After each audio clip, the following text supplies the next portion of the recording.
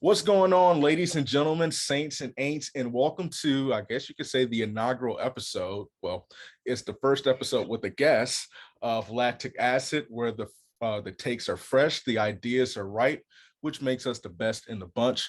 I am your host, Dominique Smith, and I am so excited for you all to be taking this journey with me. This is a special episode because the person that I am interviewing gave me my first start in the sport. And if it was not for her, lactic acid would not be what it is today. You're going to love the things that she say. You're going to fall in love with the personality. She is none other than Mrs. Adair Lyden Holmer. Adair, what's going on, girl? It's good to see you virtually after all these years. Yeah, it's good to see you. Thank you for that intro. I don't think I deserve And the that's intro like that, but I will take it today. But it's so good to see you. I'm super excited for this podcast you have starting up. Love the logos. I love the idea behind it. Excited to be a part of it. got to give a big shout out to Catherine Burgess. I'll mention her later. And if you've listened to the first episode, you know all about her and her incredible creative design work. And be sure to smash that like button if you're on YouTube and subscribe to the podcast. The website's up where you can check everything out, but we'll get to that later. But I want to dive in right away because you don't think you're a big deal, but by the time this episode is over, everyone and their moms will know that you are a bigger deal than you're about to be. So, if you had to pick a superhero to describe who you were as a runner and a song to describe what it was like covering track meets when you were a reporter with Florida Runners, what are you going with? That's a tough one. So I'm gonna maybe I'll just answer one of them because I don't know if I can come up with a song and that will take too much time. But I would say not a superhero, but I'd probably go with the Joker. And I'll tell you why. I think the Joker has an interesting storyline, right? Had a he had a struggle. He had a struggle story there, and he had something to prove, and he had a chip on his shoulder. And I think that that's kind of how I carried myself in my running days, in my competitive running days, at least, especially as a young high schooler. If I could go back and change that, maybe I wouldn't run with a chip on my shoulder as much. But I think I really, in some ways, I think we criticize villains of stories. And think we have a lot to learn from people like the Joker, if that isn't too controversial. No, But no, no, no, you're not. understanding that he had if you go back to the comics, he didn't have a great start. He was a comedian that was a failed comedian, and he just carried a lot of just sorrow and struggle with him. And I think that sorrow and struggle that I carried with me through some of my running days helped make me who I was. And I don't think I'm the Joker by any means, but I think that it helped shape who I was. So I would say that. But I would kind of turn the question on to you. I think that that's such a cool question to come up with, and the journalist in me wants to know why that's a question that you want to ask, and kind of what sparked that kind of ingenuity in a question like that. You know, it's funny. I was in the store today and I was like, I hope she don't ask me questions. Oh, Yeah, I'm gonna, man. oh my gosh. Uh I'm always curious, always curious. Come on, you asked the question. You gotta know. I just listen, I just pray. Like, Lord, what am I supposed to ask?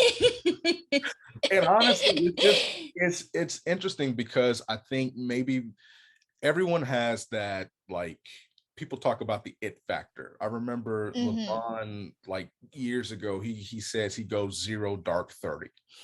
Or everybody, I don't know, it's something that people have in common or something that they watch. And so I was like, I'm interested to see if they can take on a different persona, when they compete, when they get into the zone. Is there someone that they relate to, Yeah. Obviously everyone has a person that they relate to, but I was curious to see if there is, someone, a superhero or, something like that. And I have, different questions, and I'm going to start praying that no one asks me what you just asked me, because I have to start with reasons and stuff like that. But I was just curious, and it lightens the mood, and I get some interesting answers. I never got the Joker. Yeah.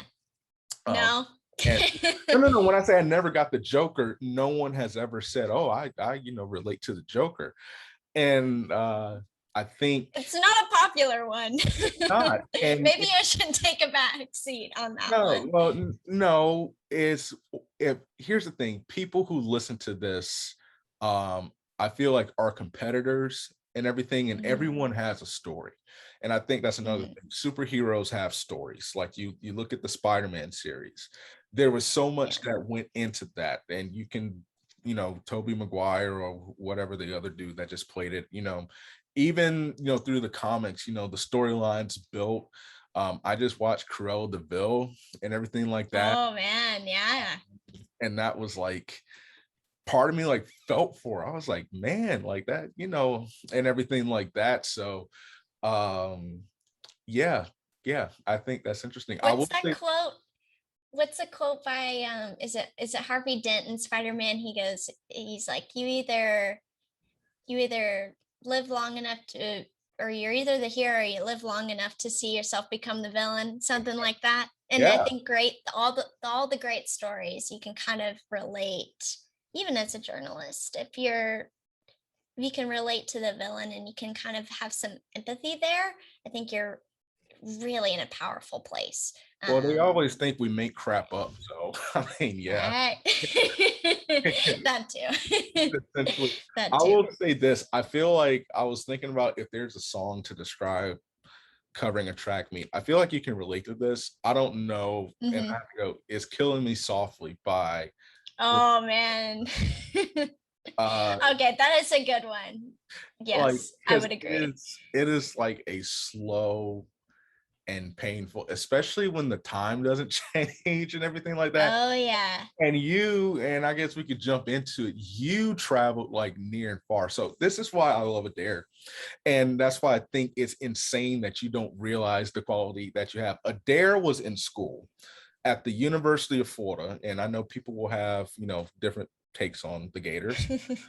Go At the Gators. University of Florida, trying to get her degree, trying to plan a wedding, and running the one of the biggest sites in the Southeast and Florida runners, traveling like 6 days of the 7 doing content, like interviews at the meet, shooting video, editing stories, writing stories, putting in statistics, doing interviews.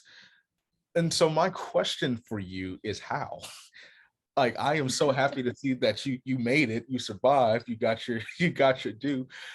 How did you do it? Like, how did you do it? And what did that do for you and your confidence, not just as a journalist, but as a leader? Yeah, it's a great question. I genuinely think that we have a lot of people on the mile split team and the mile split editors that really, go more above and beyond what we saw here in Florida, and probably I'd say some slackings on my end in terms of the Like, quality that we're providing. But um, really, it's a community internally too that I have a lot of people to learn from, and a lot of people that can help provide insights on how they do things and what works for them and what's the most efficient way, and then even relying on the community too. I think that that was the coolest part for me was to visit all these ends of Florida, meet different people in the community here at a micro level. I think we think about, athletics and track and field as this grand scheme of things, but it's really cool to see youth sports um, at the regional level when it comes to the state of Florida. And in terms of confidence and leadership, more so it was really the opportunity to work with talented photographers, videographers, writers, just like yourself. And, we worked together and that was awesome. And I think that was a super awesome experience to get to work with the best in the business from what I see, and especially at the regional level. There's not a lot of, people want to do the glitz and glamour of the national level sport of track and field, but down at the nitty gritty, that's where you're making the change in a lot of ways, and that's where kids get to see you, and they start kind of following, whether it's Mile Split or Runner Space or whatever, Cities Magazine, whatever it is. At the regional level, it's really impactful, and I love the opportunity to get to know the people in the business, the coaches, the athletes. I It's so much fun. How did Yeah. you get your start with Florida Runners? Like I said, and if you guys can read it on Instagram in the intro, you kind of freelance for them, and then you got the start. They gave you, well, you earned the position. So kind of talk about how you got your foot in there and what, piqued your interest, I guess. Yeah, well, listeners don't know, Dominique and I are both O-Town, Yeah. hometown residents. I Well, don't live there anymore, but we love O-Town, or O-Town equals Orlando, Florida. yeah. And so Dominique went to First Academy in Orlando, and then I graduated from Lake Nona High School, which is a little south of downtown area. And so I started writing for Florida Runners in a blog form, when I was a freshman, sophomore in high school, just, you know, blogging about my experience as a young female distance runner and the things that I was going through, and maybe being maybe a little too vulnerable at sometimes. I think that it's paid off, but if really I look back and I'm like, wow, I said that. Like, I think that was a little too much information there, Adair.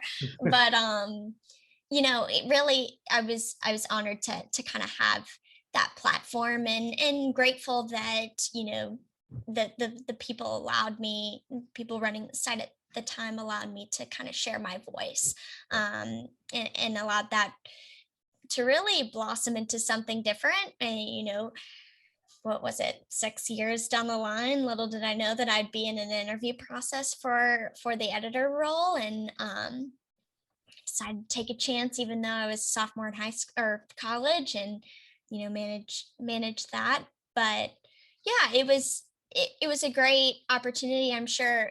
Like, when did you hear about Florida Runners when you were competing in track and field? Because it was a big So thing, I felt like, when we were in high school. it was, but I never, so like, when did I hear about it? Like when I was competing or when I reached out to you? Both, yeah.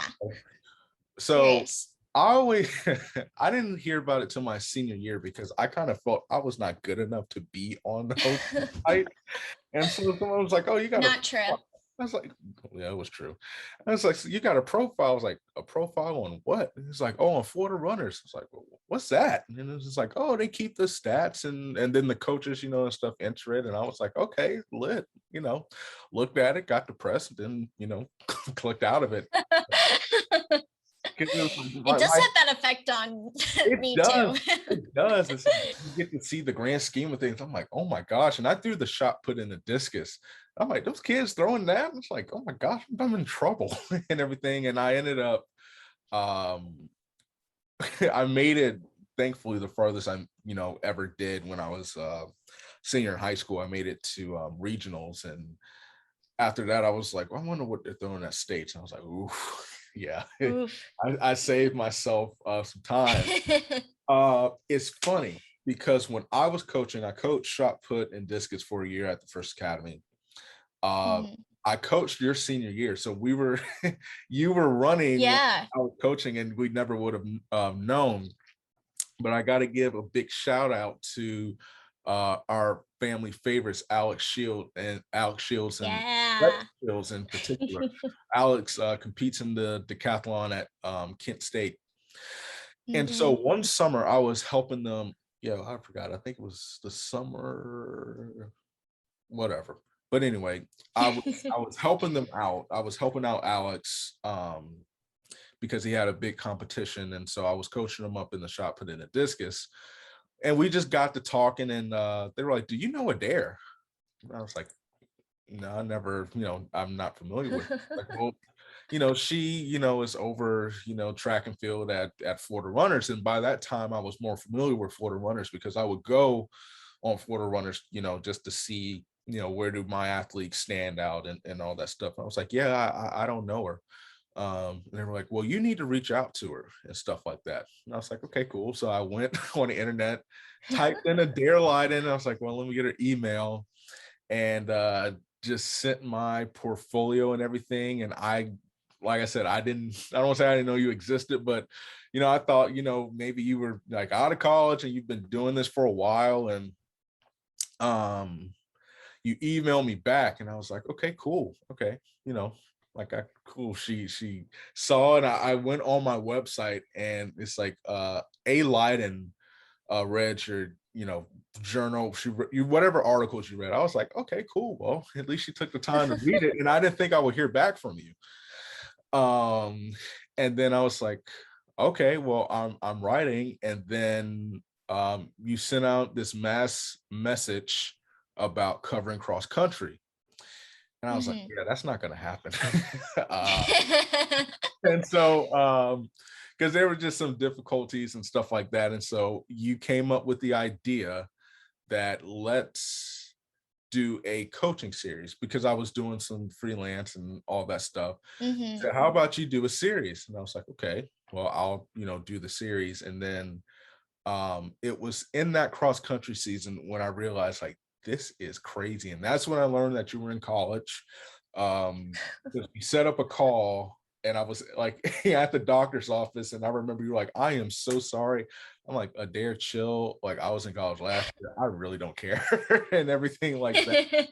And I had no idea, like, the amount of responsibilities and everything that went into Florida Runners and everything like that. And one thing I always appreciated where you were so patient with me, because I had so many questions and stuff like that. I was like, I hope I'm not annoying her. I just don't want to screw up No, and all of I that. love questions. Um, That's why I ask so many. I love them. yeah, that's true. And then The best way.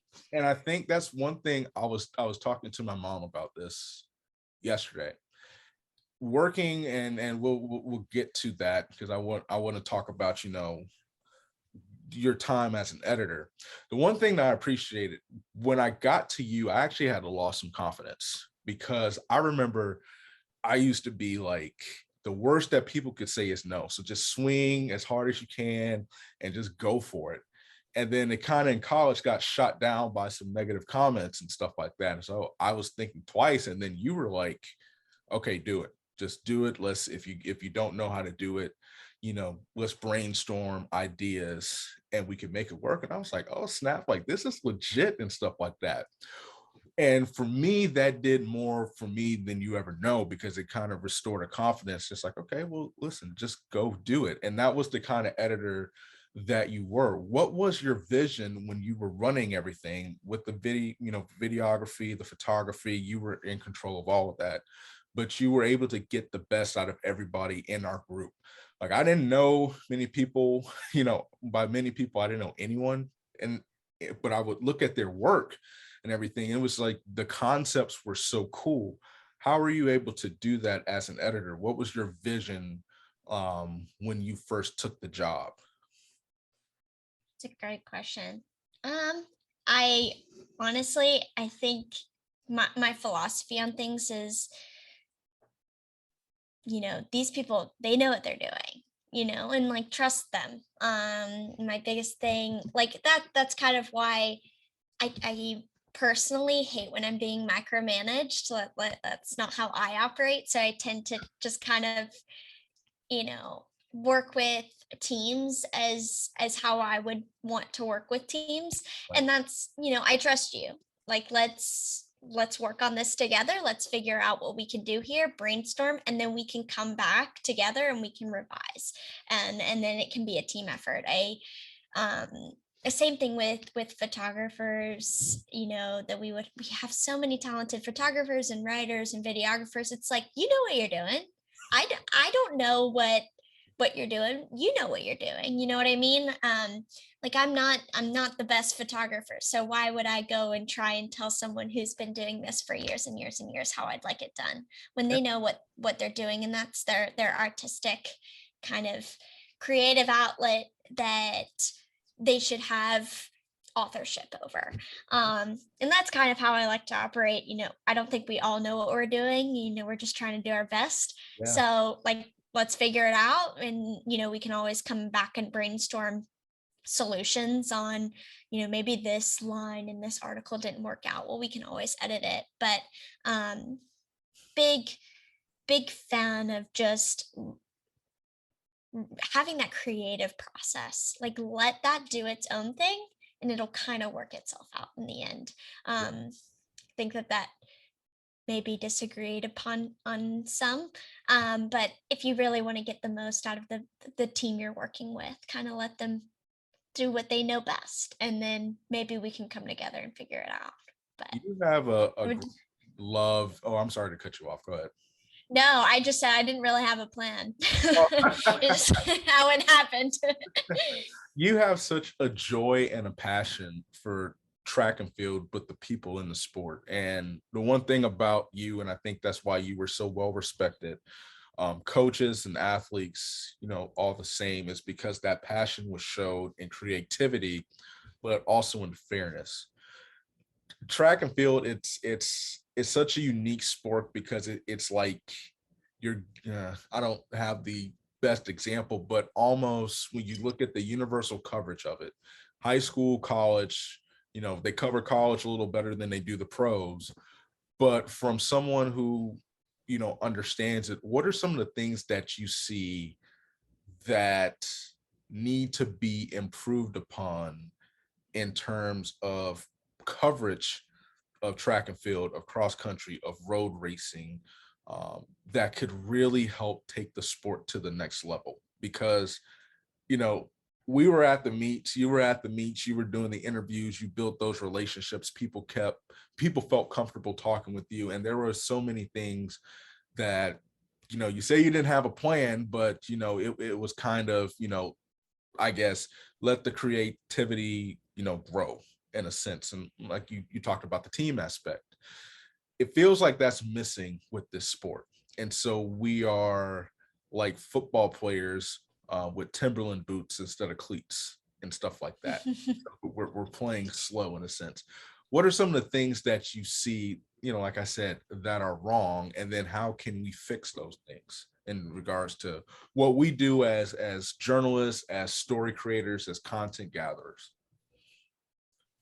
Oof. I think that's a tough one, right? Yeah. Because there's two sides of it, right? There's the business side and what is actually going to quote unquote grow the sport. And there are differing opinions there. And then there, the holistic side of how do we tell stories better, and how do we get to the root of some of these athletes, coaches, and key stakeholders in the sport and their stories. um I really don't have any criticism or any, kind of how we move forward from here. I think we're on a great track. I think we've made a lot of significant changes on how we, talk about women in the sport, and always, there are little things that can be improved here and there. How we, create equal coverage.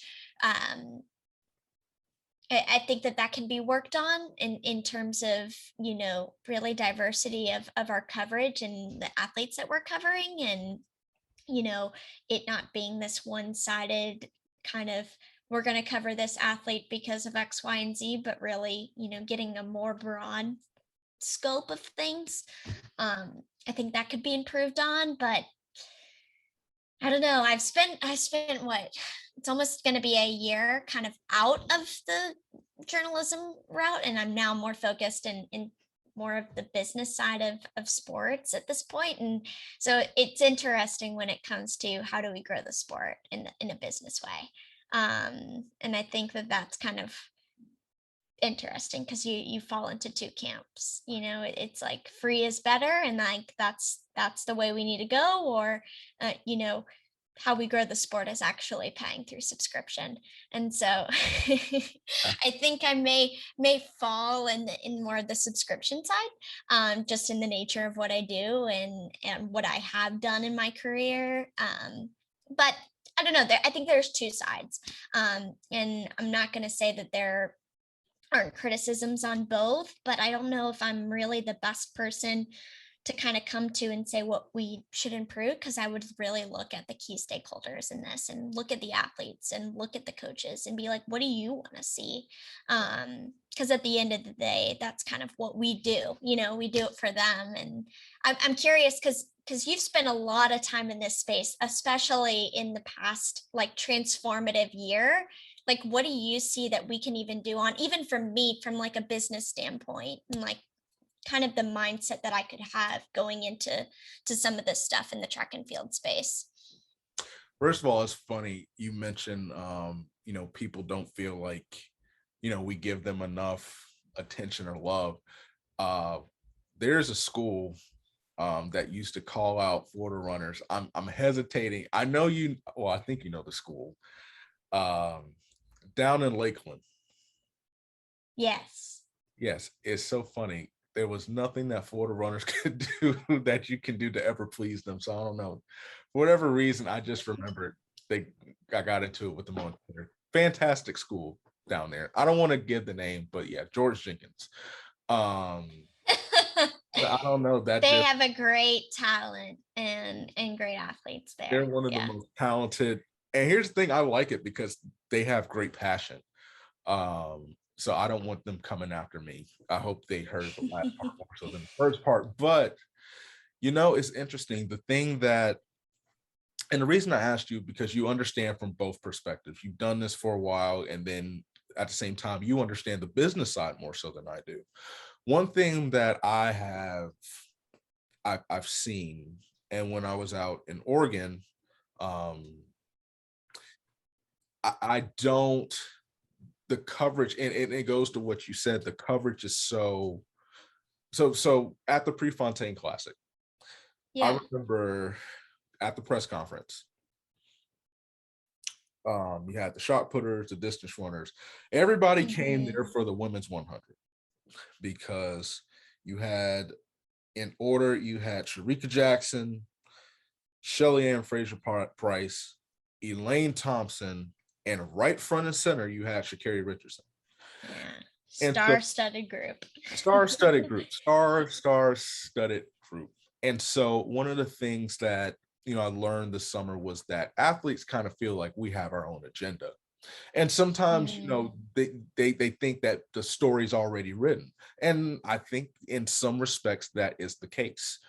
Um, but one thing that I noticed was there were gold medalists in that room when we had the breakout session. There were gold medalists. There were people who had like well-respected runners that no one really wanted to talk to. And I think that I don't know, everybody has a story. And the thing is, it's Mhm. like, I feel like even from a business perspective, you look at like Christina Clements, where's some Doritos earrings, the Cool Ranch Doritos earrings, and the next Yeah. thing you know, she has such a unique story, and she has a sponsor, in Doritos now. And I feel like, I don't know, I feel like we focus too much on the big picture that it becomes small. So the Yeah. big picture is the personalities, okay, but we're not looking at the big picture because you're focusing on the personalities instead of the athletes. Every athlete Right. has a story, every athlete has a brand that could really attract business, because you got to realize they're bringing in, a fanfare. Everyone loves a comeback, or a person that they can root for or they can get Yeah. behind. And I feel like, as far as journalism and business, and I would like to hear your thoughts on that, because like I said, you understand the business aspect more so. I feel like there's a missed opportunity there to really like showcase, because it brings in more money, it brings in more eyes. People are going to support, people are going to want to watch, people want to get behind, and those are little things that can grow the sport. And if you have so many personalities in one place at one time, then now you have some of these bigger networks who are more inclined to say, hey, you know what, let's put them on TV, let's see how they do. Because if you look at the Olympics, everybody watches track and field. you know Mm-hmm. it's a very, very popular sport, and people only think it comes around every 4 years, and in a sense like that. So that's my take on the matter. Yeah. Yeah, that's a good point, especially, us folk, because like us as journalists and as a whole tend to focus on, you know, who's popular at the time. Right. But you miss the rich history and context behind um, some of those athletes that are sitting right next to the people that are maybe the bright and shining star right now, but maybe they will be in a few years to come or whatever it is. um, yeah, I completely agree there for Do sure. you, we both covered high school athletics. Do you think that I want to be careful? I want to be careful how I ask this. Is there a fine line between putting too much pressure on an athlete by the amount of coverage that they're given at such a young age? I think so. And Okay. so this is the part that is less of the journalist in me and more of the coach or the observer in me. And I don't think that I think I tried to bring this into when I was an editor, in some ways, but I think we need to speak about, their children, and, they're young and it's an impressionable time in their life. And I think we need to choose our words carefully. Mm. Um, and especially when they're written, those words last forever, and those and written words also take a different weight when they're written, and you always can't, kind of come back to that. And so I would say yes. I think that it matters. Um, I don't think that everybody, kind of falls in line with that, and that's okay too. I Right. think that that's more of me understanding how it made me feel now as an assistant coach, like in the sport, understanding how it can make my athletes feel, Mhm. and really what they take away from it. Right. Just it's a cautionary tale to maybe your words have weight, Yeah. and not and I don't even know if this goes past even being a journalist, because sometimes it's like you have to report on the news, Right. especially when it's professional sports and this is your job, and you have to report on the news and you have to tell hard stories, and then that's kind of a different story. And there's often been times, even with high school athletes, that you have to report the news, and it's not always pretty, it's Right. not kind, and it hurts. Yeah. um so I think that there's always, two sides to every story, but for sure I would say I kind of fall more in the line of at least protecting and making sure you're looking at it from an objective point of view versus a subjective kind of opinion. And I agree with that, because there are things that I was working on a story and I was looking for some statistics, and I was like, ooh, like they wrote about her, Yeah. owed them some money or something like that. Yeah. Yeah, it's shocking sometimes, like how we refer to, kids that are not even 18 yet. It's like, Yeah. man, they got their whole life ahead of them. Yeah. And it becomes more of a roasting session if they don't live up to what you write, essentially. Right, And it's just right. added pressure. And we're going to get to you as a runner after this question. We're going to transition to that, because you were a baller back in the day. Um, Oh man, I don't think so. you got college offers. What are you talking about? Like, what are you talking about? So let me transition to this. So what has been the craziest moment? What was the craziest moment that you can remember when you were covering a track meet? Ooh, difficult question. I'm gonna go back to cross because Okay, that is cross country. it's more in my brain right now because we're in cross season. So Okay. it's hard for me to I'd say it would be my first year as editor.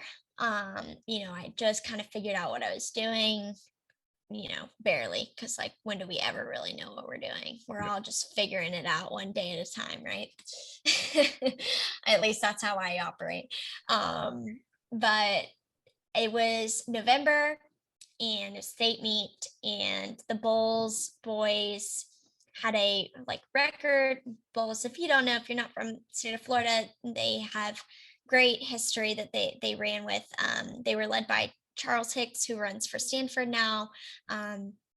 Xander Hastings, who is now on the season of Survivor, if you're watching this. And Is he apparently, I really? don't watch Survivor. Yeah, I don't watch Survivor, but he's doing pretty good. I didn't So, know that. That's okay. Good. Okay. Wow. yeah, great athletes. And then, just a bunch of Chase Rivera, Ben, like just some great kids, and great athletes, and their parents were amazing, and they had a great run. They scored 21 points at the state meet, which tied Palmer. I think it's Palmer Trinity. Yeah, Palmer. Maybe was quoting that. It's pretty late for me right now. I'm like yeah, trying to remember what the name is. One of the times. Yeah, I appreciate it. Yeah. So in Palmer Trinity ended up beating. So history behind it all. Anyways, Bulls was great. It was a great thing to run and to see, but they tied Palmer Trinity's record of 21 points, which is the lowest score at the state meet. But the story was my dad was on the team that finished second to Palmer Trinity that year at Westminster Academy. So it was really cool to kind of get him on the phone and kind of brag about. I think he was either 7th or 8th runner. He was maybe an alternate at the time, but it was a funny story that kind of came full circle. And that's the stuff that I love of like, we have so much history in our family and in Florida running community, and then to kind of be a part of it in that way and really get to know each and every single one of those athletes that year and kind of see their hard work come into fruition was super cool. I'd say that's one. There's so many, it's really tough. But I think that's one that I really remember. What's the funniest moment? Funniest moment. Oh my gosh, I've gotten puked on a lot. What? Actually, yeah, gotten puked on, run into. I've learned my lesson about standing too close to the finish line on a track. I will not do that again. Did you respond with some hands that were, a fade? No, man.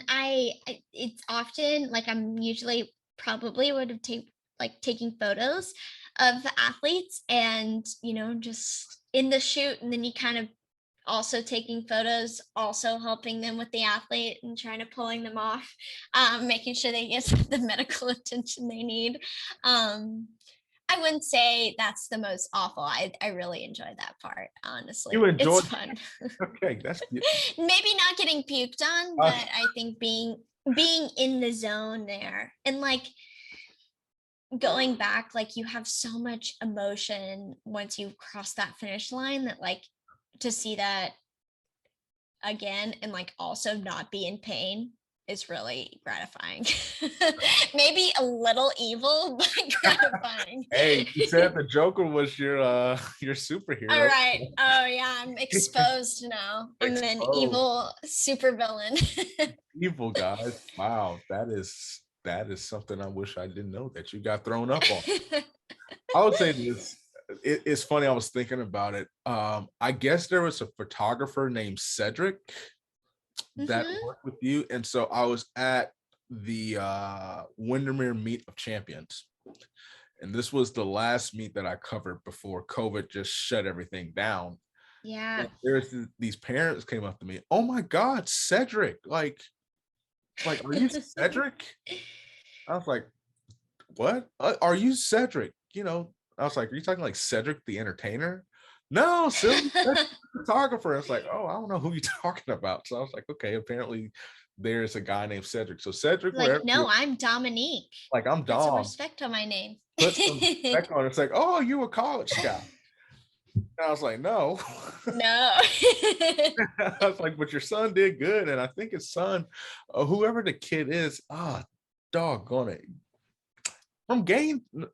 No, the dad asked me, was I a scout? God, I can't think of his name. He might go to the school that you coach. Nathan, I forgot his name, but I was like, it's so funny. Like the parents come up to you and they're trying to, and his son won the state championship last year. And I think you folks, I was like, oh snap, like, congratulations and all that stuff. So, but I know it's late, so we'll touch on a couple more topics. We'll do a rapid fire. We're elderly now, like when you do journalism and stuff. Oh man, yeah, I'm pretty old at this point. But you were a legend in Miami and in Orlando, back in the day and stuff like that. Listen, if Coach Ted Benz remembered you not because you were a journalist. He remembered you when you were at Westminster. And he told stories. Yeah, she used to beat us all the time back when you were at Westminster. I was like, oh, cool, and stuff like that. And then you went to Lake Nona and you tore it up. You did get it. I don't know how many offers you got, but I did my homework. I saw at least one offer. I would say Liberty, was it? Yeah. Okay, cool. Well, but they were soft. It's when you're a sophomore. Like, so they send you soft, kind of like, letters or whatever. But I really couldn't really explore going to school by that time, just with how my last 2 years of high school kind of went. But yes, yeah. Describe.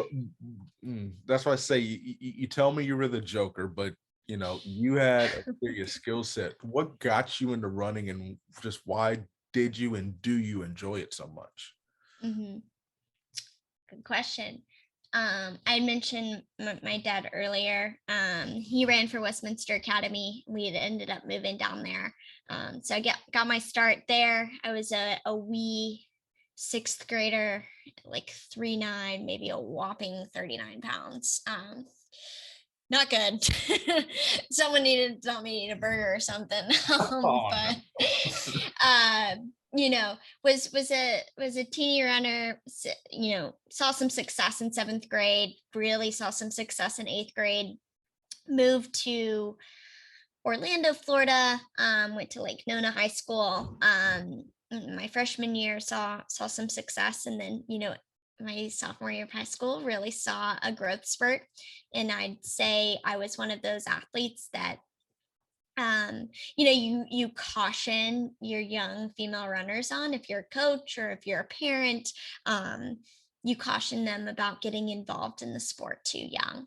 And really, and if you're doing it right nowadays, you're really making sure that they understand that they're going to go through some changes and that that's okay. And I was thankful that I had parents and coaches that really did that for me, that reassured me. I had some health issues kind of along the way associated with that, especially my junior and senior year, in and out of the hospital, kind of getting diagnostic tests, making sure we knew what was going on. Was able to run my senior season, but really not to the level that I was.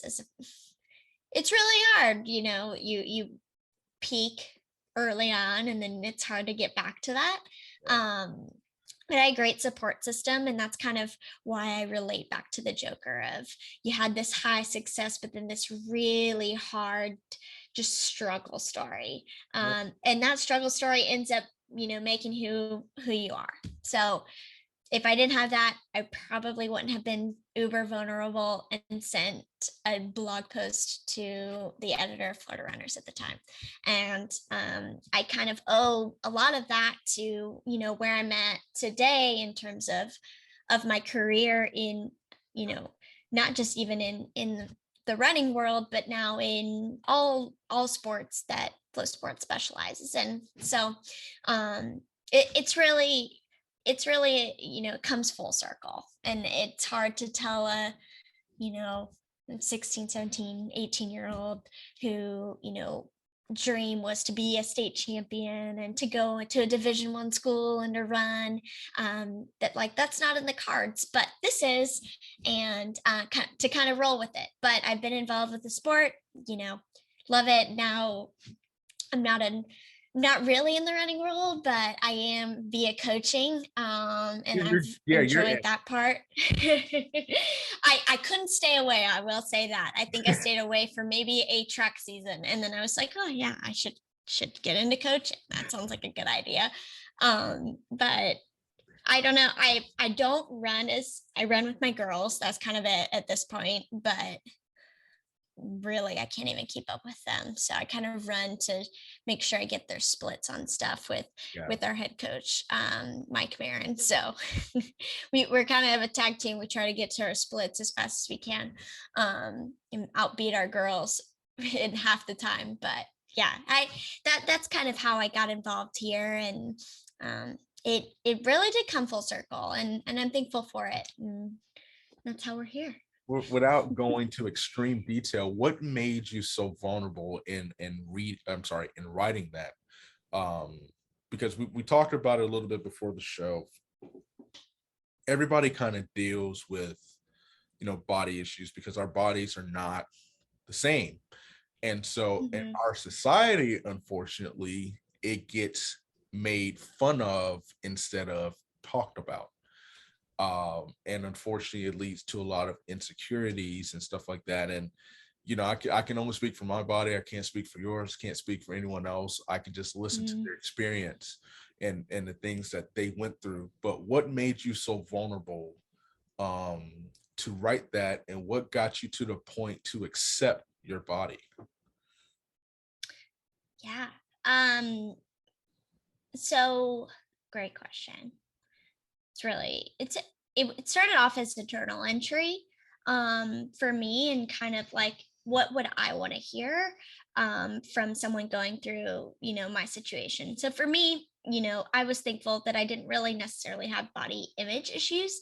And that's really a big struggle. And that's kind of what I wanted to highlight there, is like, if you are going through this, like, this is an avenue, and like how you can get help here. If you're not, and it's just kind of this stagnant, ability to improve, here's also how you can break through that. And it's all a mindset shift. And again, it's not breakthrough happens and like you're fast again. It took me years ago, years and years, to really understand and to love running again, and to appreciate the sport, for what it's worth in the body that I'm in now.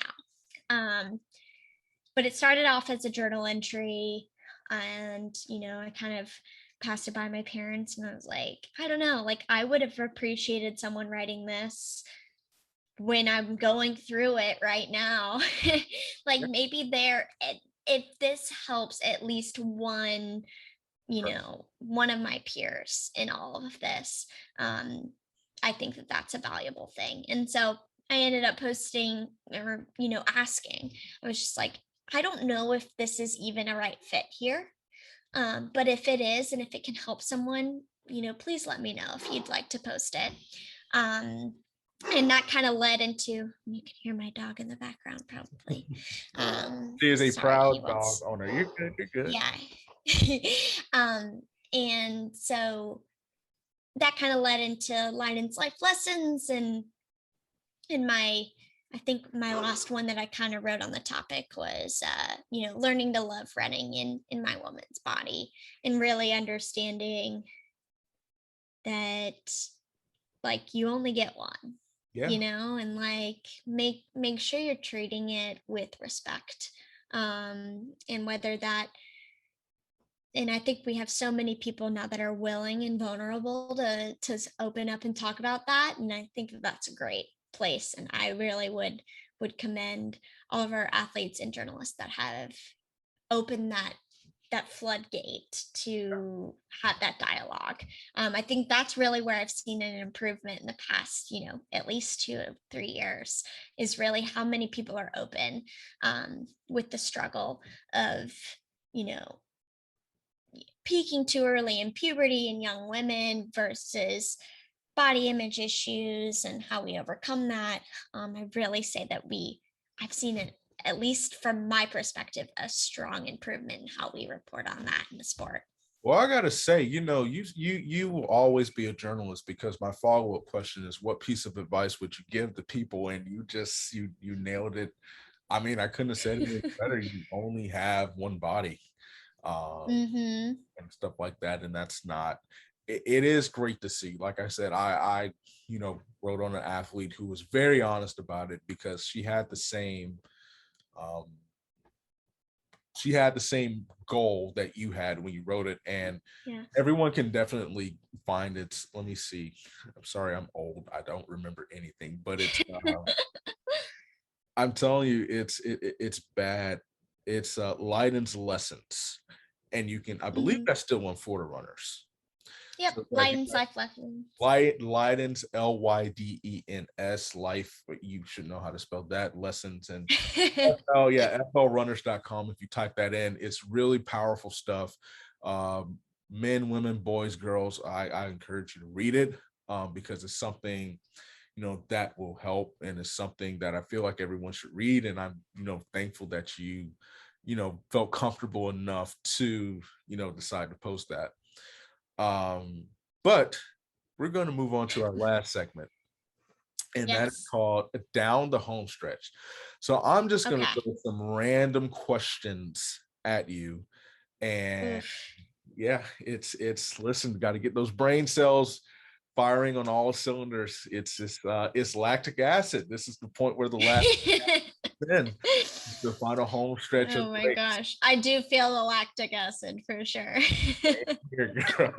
All right, so are you ready? As All right. ready as I'll ever be. Okay, Yeah. there you go. That's the attitude. If there was a race that you could run, as far as an Hmm. event that you did not run, what would you run?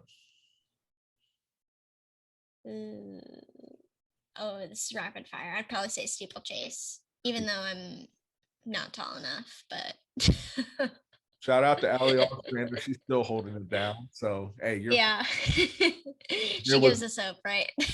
go. There you go. If there was one food that you can eat forever, and there was one food that you could eliminate, what are you keeping? What are you getting rid of?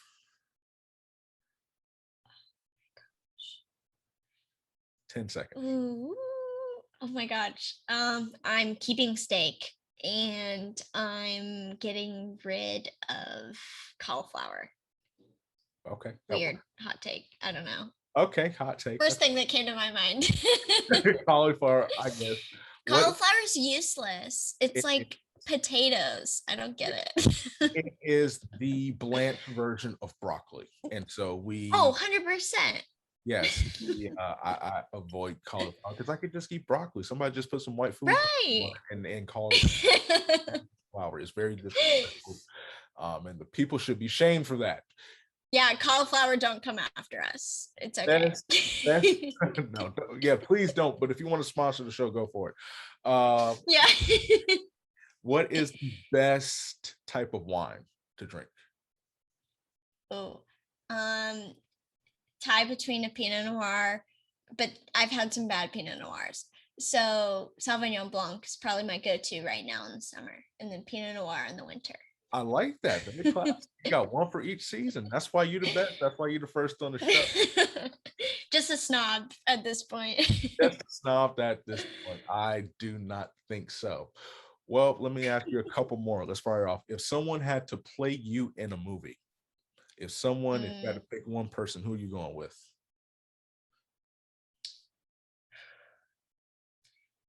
I really like Ryan Reynolds' humor, and I kind of think our humor. I don't know. Could we go that way? I'd say Ryan Reynolds, or I really do love Natalie Portman, so I'll go with her Okay. too. Okay. But I like Ryan Reynolds' humor. He's Oh, hilarious. yes, and you do have a good sense of humor. What's the best movie and the worst movie that you've seen in the last 2 years? Oh my goodness. Oh my gosh, I need my husband for this one because he knows some of the movies that I don't like. We saw this movie, it was like by Tarantino. It was so long I fell asleep. Oh man. It was in the past 2 years. I know for a fact. I just don't know the name of it because it was that bad. Oh, In terms of good movie I've seen in the past 2 years, we watch the Star Wars series every year, and that's kind of always my go-to. I'm a big Star Wars gal. But that Quentin Tarantino movie was not good. oh wow. Oops. Quentin, don't come for me. Yeah, don't do it. We just get all right. Yeah. Okay, three more questions. What's the best piece of fashion advice you've ever gotten?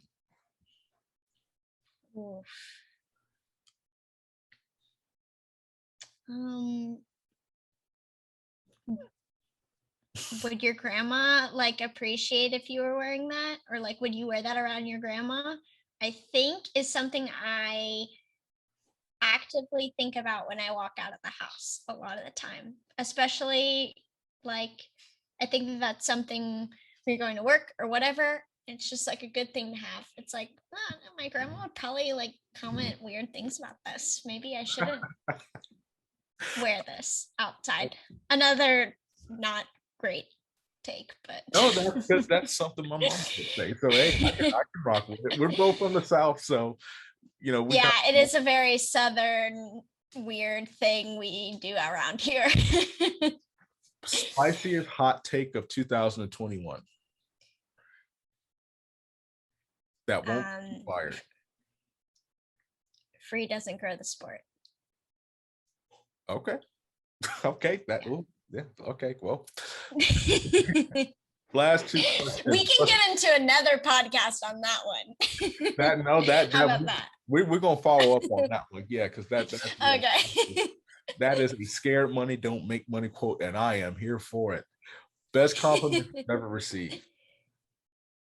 Oh man, you are full of them today. Really, I think I don't want to get emotional, but it's really exciting to see like the things that you're coming up with, and kind of where we were a few years ago, both of us just like figuring things out. And now I'm really honored that you decided to have me here and have me on the podcast, and kind of continue this this working relationship that we've had. But I think everything that you've said today is way too kind, but I will take it. And it's been so awesome to follow along the journey. And thanks for letting me be a part of it and letting me be a part of the team. And no, I will end it with thank you for all your compliments today. Well, means a lot. We're gonna oh my gosh, I gotta follow up with that. Last question. Why is it great to be a Florida Gator? Oh, it's really difficult. I think I am a Florida Gator because I've given them a lot of money at this point. Listen, or I will till the day I die at this point. Listen, that's why it's great. That's why it's great. Listen, and there is no better response to that question than I could have given. That's how we're going to end it. Listen, like I said, I was so excited when you said yes. Like I said, I have great love and respect for Adair. Like I said, before the show, I told you before the show, what you see, Lactic Acid, would not be possible if it wasn't for her and her kindness, believing in me, challenging me, pushing me to new limits that I, honest to God's truth, did not think that I was capable of, especially when people say negative things, and it's like God always brings someone in place to help take you to the next level. And that's why there was no way in the world that there would not be a show that Adair wasn't on, specifically the first show. I am so happy that you agreed to come on. I am so happy that the world got a chance to know you. This is the end of the first episode with the guest of Lactic Acid. Be sure to check out the website, like, subscribe on YouTube, leave a comment, follow the Instagram page, Lactic Acid _ podcast. I think I'm probably going to get this wrong, but it'll be in the show notes. Same thing on Twitter. Be sure to follow, like, subscribe. Want to say thank you so much for everything you guys have done. Want you to follow my good friend Catherine Burgess on Instagram. She is the person that posted this. Well, let me see if I can get out the way. Yep, as you can see, the graphic design, she is the creator of that, and the stickers and designs that you will see over the course of the show, you're going to see it. They all came from her. Thank you guys so much, and we'll catch you next time.